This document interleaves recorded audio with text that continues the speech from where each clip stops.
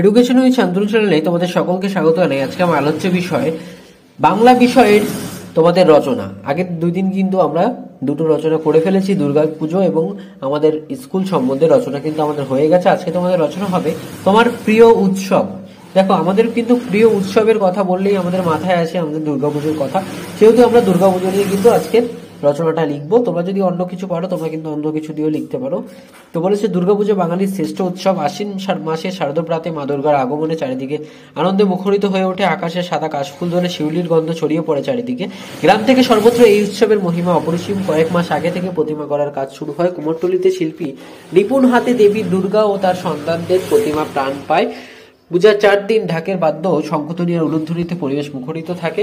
নতুন জামা কাপড় পরে মানুষ মণ্ডপে মণ্ডপে ভিড় জমায়। সাংস্কৃতিক অনুষ্ঠান, আলোকসজ্জা ও মেলার উৎসবের আমেজ বেড়ে যায়। অষ্টমীর অঞ্জলি, নবমী সান্ধ্য আর বিজয়ের প্রণাম সবার মনে ভক্তি ও আনন্দ জাগায়।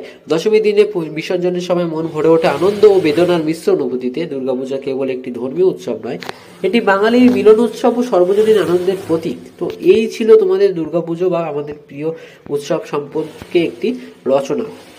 তো তোমরা রচনাটি ভালো করে পড়ে নেবে এবং খাতায় লিখে নেবে, কিন্তু যাতে তোমাদের ভালো করে মুখস্থ হয়। তোমাদের কিন্তু পরীক্ষায় রচনা আসবেই।